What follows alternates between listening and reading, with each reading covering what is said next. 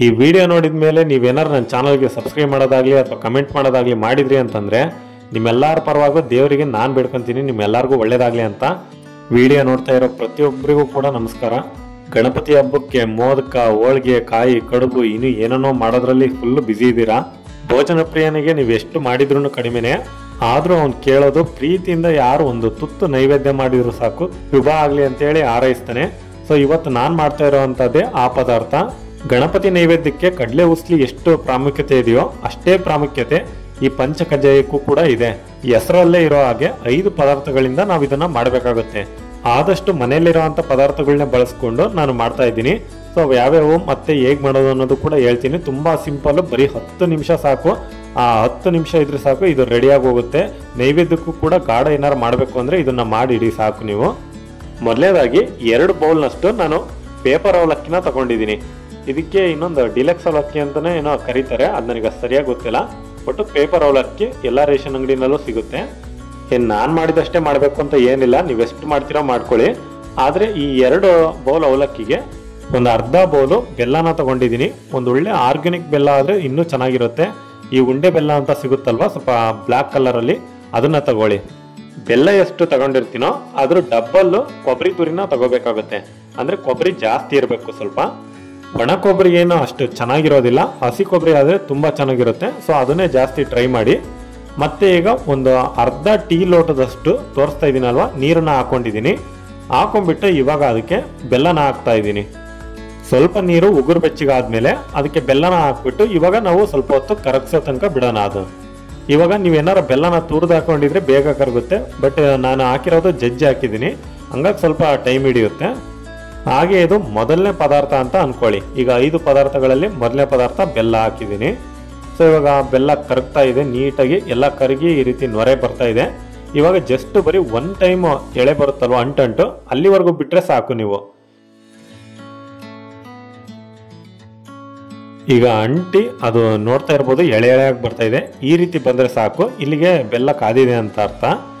ಈಗ ತಕ್ಷಣಕ್ಕೆ ನೀವು ಆ ಕೊಬ್ಬರಿ ಏನಿರುತ್ತೋ 2ನೇ ಪದಾರ್ಥ ಕೊಬ್ಬರಿನ ಹಾಕ್ತಾ ಇದ್ದೀನಿ.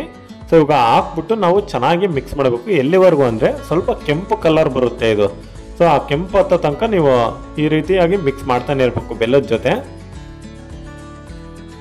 ಇವಾಗ ಸ್ವಲ್ಪ ಮಟ್ಟಿಗೆ ಕೆಂಪಗಾದ್ರೆ ಸಾಕು. ಮತ್ತೆ ಭಾಳ ಹೊತ್ತು ಮಾಡಿದ್ರೆ ಒಂಥರ ಸೀದೋದಂಗೆ ಆಗ್ಬಿಡ್ತದೆ, ಗಟ್ಟಿ ಗಟ್ಟಿ ಆಗ್ಬಿಡುತ್ತೆ ಅದು ಪೂರ್ತಿ. ಹಂಗಂತ ಜಾಸ್ತಿ ಹೊತ್ತು ಗುರಾಡಕ್ಕೆ ಹೋಗ್ಬಿಡ್ರಿ ಬಿಸಿಗೆ ಇಟ್ಕೊಂಡು. ಸೊ ಇವಾಗ ಆಫ್ ಮಾಡ್ಕೊತಾ ಇದ್ದೀನಿ. ಈಗ ಮಾಡಿದ ನೆಕ್ಸ್ಟ್ ಅದಿನ್ನು ಬಿಸಿ ಇದ್ದಂಕಲೇ ನೀವು ಮಾಡ್ಕೊಂತ ಹೋಗ್ಬೇಕು ನೆಕ್ಸ್ಟ್ ಪ್ರೋಸೆಸ್ನ, ಯಾಕಂದ್ರೆ ಅದು ಮತ್ತೆ ಗಟ್ಟಿ ಆದ್ರೆ ಕಷ್ಟ ಅದು. ಸೊ ಹಂಗಾಗಿ ಇವಾಗ ನಾವೇನು 3ನೇ ಪದಾರ್ಥ ಅವಲಕ್ಕಿ, ಈ ಅವಲಕ್ಕಿನ ತಗೊಂಡು ಇವಾಗ ಫಸ್ಟ್ ಒಂದು ರೌಂಡ್ ಮಿಕ್ಸ್ ಮಾಡ್ತಾ ಇದ್ದೀನಿ ಅವಲಕ್ಕಿ ಜೊತೆಗೆ. ಸೊ ಈಗ 3 ಪದಾರ್ಥ ಇಲ್ಲಿಗೆ ಆದವು. ಬೆಲ್ಲನ ನೀವು ತಗೊಂತೀರಲ್ವಾ, ಅದು ಸ್ವೀಟ್ನೆಸ್ಸು ಎಷ್ಟು ಇದೆ ಅನ್ನೋದ್ರ ಮೇಲೆ ನೀವು ಹಾಕಿ. ಸ್ವೀಟ್ ಭಾಳ ಆಯಿತೋ ಅಥವಾ ಮಾಮೂಲಿ ನಾರ್ಮಲ್ ಆಗಿ ಆಯಿತೋ ಸ್ವಲ್ಪ ಕಡಿಮೆ ಆಯಿತೋ ಅನ್ನೋದನ್ನ. ಯಾಕೆ ಅಂತಂದರೆ ನೀವೇನಾರು ಭಾಳ ಸಿಹಿ ಆಯಿತು ಅಂದರೆ ತಿನ್ನೋಕ್ಕಾಗಲ್ಲ ಇದು. ಇವಾಗ ಒಂದು ಅರ್ಧಂಬರ್ಧ ಮಿಕ್ಸ್ ಮಾಡಿದಾದ್ಮೇಲೆ ಈಗ ತುಪ್ಪನ ಹಾಕ್ತಾ ಇದ್ದೀನಿ. 4ನೇ ಪದಾರ್ಥ ಇದು. ಸೊ ಈಗ 4ನೇ ಪದಾರ್ಥ ತುಪ್ಪನ ಹಾಕ್ಬಿಟ್ಟು ಇವಾಗ ಮಿಕ್ಸ್ ಮಾಡ್ತಾ ಇದ್ದೀನಿ. ಯಾಕಂದರೆ ಗಟ್ಟಿ ಹಾಕಿ ಮುಂಚೆ ಗಟ್ಟಿ ಆಯಿತು ಅಂದರೆ ಬರೀ ಒಂದೇ ಕಡೆ ಆಗ್ಬಿಡ್ತದೆ ಅದು ತುಪ್ಪ. ಸೊ ಎಲ್ಲ ಕಡೆ ಆಳ್ಬೇಕಲ್ವ, ಇನ್ನು ಹಸಿ ಇದ್ದಂಕಲೇ ನಾವು ನೀಟಾಗಿ ಮಿಕ್ಸ್ ಮಾಡ್ಕೊಂಬಿಡ್ಬೇಕು. ಸೊ ಅದಿನ್ನು ಕರಗ್ದಾಗ್ಲೇ. ಈಗ 5ನೇ ಪದಾರ್ಥ ನಿಮಗೆ ಯಾವ್ದು ತೋರಿಸ್ತೋ ಅದು. ನಾನಿವಾಗ ಬಿಳಿ ಎಳ್ಳಿದ್ವು ಅವನ್ನ ಹಾಕ್ಯಂತ ಇದ್ದೀನಿ. ಕಪ್ಪು ಎಳ್ಳಿದ್ರೆ ಕಪ್ಪು ಎಳ್ಳನ್ನ ಹಾಕೇಳಿ. ಹಂಗೆ ಸ್ವಲ್ಪ ಡ್ರೈ ಫ್ರೂಟ್ಸು ನಿಮ್ಮ ಹತ್ರ ಯಾವ್ದು ಅವಶ್ಯಕತೆ ಇರುತ್ತೋ ಅದನ್ನ ಹಾಕೊಳ್ಳಿ. ನಾನು ಗೋಡಂಬಿ ಇದ್ವು ಅವನ್ನೇ ಹಾಕಿದ್ದೀನಿ. ಇನ್ನು ಅದ್ರ ಜೊತೆ ದ್ರಾಕ್ಷಿ ಮತ್ತು ಏನಾರ ಒಂದು ಖರ್ಜೂರ ಟೈಪ್ ಇರ್ತಾವಲ್ವ, ಸೊ ಅಂಥವೆಲ್ಲ ಹಾಕಿದ್ರು ಸಾಕು. ಡ್ರೈ ಫ್ರೂಟ್ಸ್ ಏನಾರ ಹಾಕ್ರಿ ನೀವು. ಇದೇ 5ನೇ ಪದಾರ್ಥ. ಇವಾಗ ಚೆಂದಾಗಿ ಮಿಕ್ಸ್ ಮಾಡ್ಕೊಳ್ಳಿ ಪೂರ್ತಿ. ಅದು ನಾವು ಏನು ಪಾಕ ಇರುತ್ತಲ್ವ ಕೊಬ್ಬರಿದು, ಅವಲಕ್ಕಿ ಜೊತೆಗೆ ಚೆಂದಾಗಿ ಎಲ್ಲ ಮಿಕ್ಸ್ ಆಗಬೇಕು. ನೀವು ತುಪ್ಪನ ಫಸ್ಟಿಗೆ ನಾವು ಕೊಬ್ಬರಿ ಹಾಕ್ಕೊಂಡು ಮಾಡ್ಕೊಂತಿರ್ತೀವಲ್ವ ಪಾಕನ, ಅದ್ರ ಜೊತೆನೆ ತುಪ್ಪನೂ ಕೂಡ ಹಾಕೋಬೋದು. ಇಲ್ಲ ಹಿಂಗೆ ಇಳಿಸ್ಕೊಂಡು ಅದ್ರ ಮೇಲಾರ ಹಾಕ್ಕೋಬೋದು, ಅದು ನಿಮ್ಮಿಷ್ಟ. ಅದು ಇನ್ನೇನು ರೆಸಿಪಿ ರೆಡಿ ಆಯಿತು. ನೀವು ಫಸ್ಟ್ ತಿಂದು ನೋಡೋದಕ್ಕಿಂತ ದೇವ್ರ ನೈವೇದ್ಯಕ್ಕೆ ಅಂತೇಳಿ ಎತ್ತಿಟ್ಟು ಆಮೇಲೆ ನೀವು ಟೇಸ್ಟ್ ನೋಡ್ಕೊಳ್ಳಿ. ಸೊ ಬೆಲ್ಲದ ವಿಷಯ ಮರಿಬೇಡಿ. ಏನಾದ್ರು ಜಾಸ್ತಿ ಹಾಕ್ಯಂದ್ರಿ ಅಂತಂದರೆ ತಿನ್ನೋಕ್ಕಾಗಲ್ಲ, ಅಷ್ಟು ಸ್ವೀಟ್ ಆಗುತ್ತೆ.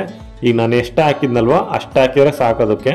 ಸೊ ಏನಾದ್ರು ಸ್ವೀಟ್ ಕಡಿಮೆ ಐತಪ್ಪ ಅಂದರೆ ಒಂಚೂರು ಶುಗರ್ ಇರೋರು ಅವರಿಗೆಲ್ಲ ಒಂಚೂರು ಇನ್ನೂ ಕಡಿಮೆನೇ ಹಾಕಿ ಸ್ವೀಟ್ನ. ಮತ್ತು ಇದನ್ನು ಸಕ್ಕರೆಯಲ್ಲಿ ಮಾಡೋ ಅಂಥ ಸಾಹಸ ಮಾಡೋಕ್ಕೆ ಹೋಗ್ಬೇಡಿ, ಇದು ಬೆಲ್ಲದಾಗ ಮಾಡಿದ್ರೇ ಚಂದ ಇದು. ಸೊ ನೋಡ್ತಾ ಇರ್ಬೋದು ಎಷ್ಟು ರುಚಿಯಾಗಿತ್ತು ಅಂತಂದರೆ ತಿನ್ನಬೇಕಾದ್ರೆ ತುಪ್ಪ ಹಂಗೆ ಬಾಯಿ ಗಂಟುತ್ತೆ ನೋಡ್ರಿ ಅದು. ಫಸ್ಟು ನೀವು ಈ ಗಣಪತಿ ಹಬ್ಬಕ್ಕೆ ಇದನ್ನು ಮಾಡಿಟ್ರಿ ಅಂತಂದರೆ ದೇವರು ಒಂದು ವರ ಕೊಟ್ಟರು ಕೊಡ್ಬೋದು ಎದ್ದು ಬಂದು. ಸೊ ಅಷ್ಟು ರುಚಿಯಾಗಿರುತ್ತೆ ಇದು. ಸೊ ಈ ವಿಡಿಯೋ ನೋಡಿದ್ಮೇಲೆ ನೀವು ಸಬ್ಸ್ಕ್ರೈಬ್ ಮಾಡೋದು ಮಾತ್ರ ಮರೆಯಂಗಿಲ್ಲ. So thanks for watching.